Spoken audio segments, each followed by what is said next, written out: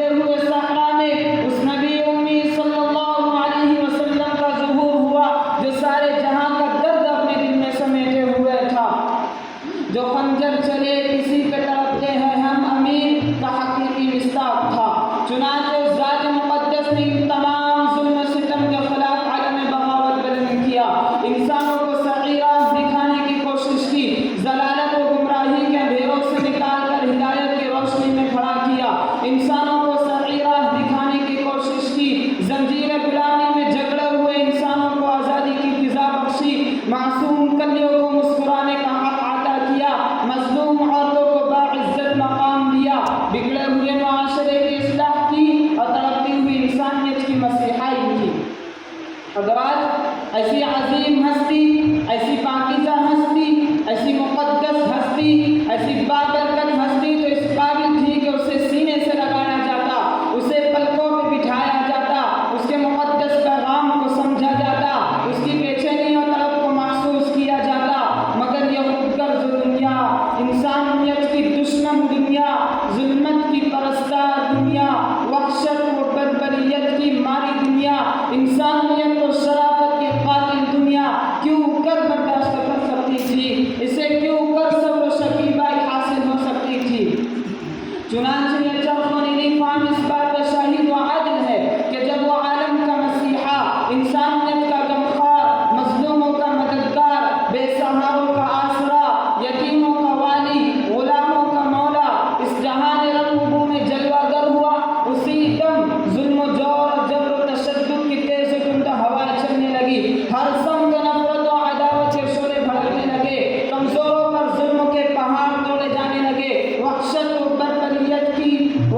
بربریت کے پہاڑ توڑے جانے لگے، صلابت و سنگدلی کی انتہا ہو گئی، ستم کوشی و احسان فراموشی کا نیا ریکارڈ قائم ہوا، یعنی لوگ اپنے محسن کی دلاداری اور ادارہ ثانی میں مشغول ہو گئے۔ ایک طرف تنہا صلی اللہ علیہ وسلم کی ذات اقدس تھی تو دوسری طرف سارے شیطانی چیلے اور طاغوتی لشکر تھے، یہ بدباطل کوئی بھی موقع اپنے ہاتھ سے جانے نہ دیتے تھے، ہمادم ان کی یہی کوشش اور خواہش رہتی کہ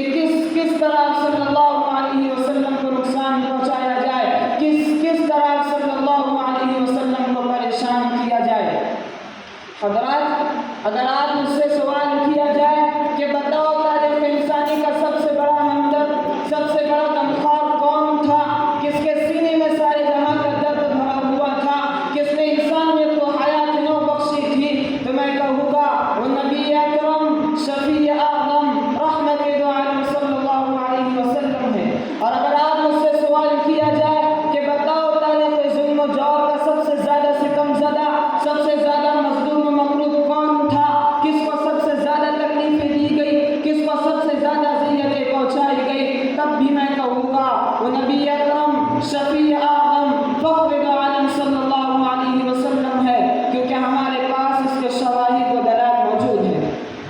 حضرات، کہ یہ تاریخ انسانی کی عظیم ستم ظریفی نہیں، کہ یہ دانہ انسانیت پر بدعنوان داغ نہیں، کہ یہ شرافت و صداقت کا قتل عام نہیں، کہ وہ ذات جو لوگوں کی ہدایت کے لیے تڑپتی رہی، لوگ اسے پتھر مارتے رہے، وہ ذات جو لوگوں کی بھلائی کے لیے اپنے وجود کو بھلاتی رہی، لوگ اسے گالیاں دیتے رہے، وہ ذات جو لوگوں کو توبے غلامی سے نجات دلانے کے لیے کوشاں رہی، لوگ اس کی پشت پر اونتی اوج رکھتے رہے، وہ ذات جو لوگوں کے لیے دعائیں نیم شبی کرتی رہی، لوگ اسے قید بند کرنے کی سزائیں دیتے رہے، وہ ذات جس نے عورتوں کو سماج میں باعزت مقام بخشا تھا، انہیں عورتوں میں سے ایک بدبخت عورت اسے زہر کھلا کر اپنے بدبختانہ کردار کا مظاہرہ کرتی رہی۔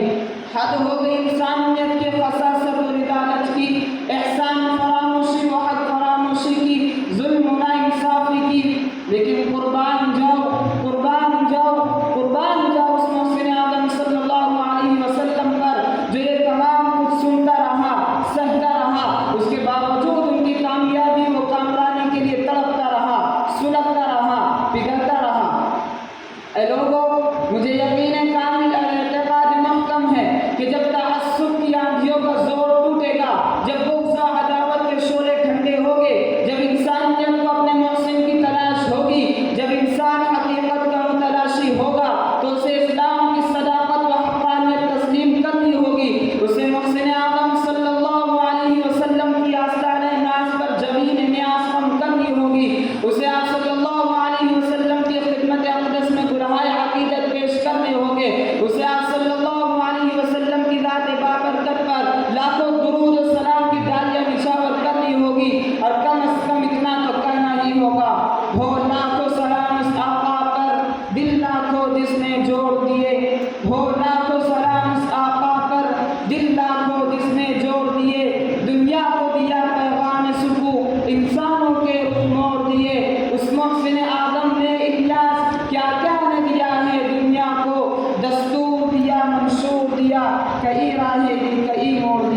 وآخر دعوانا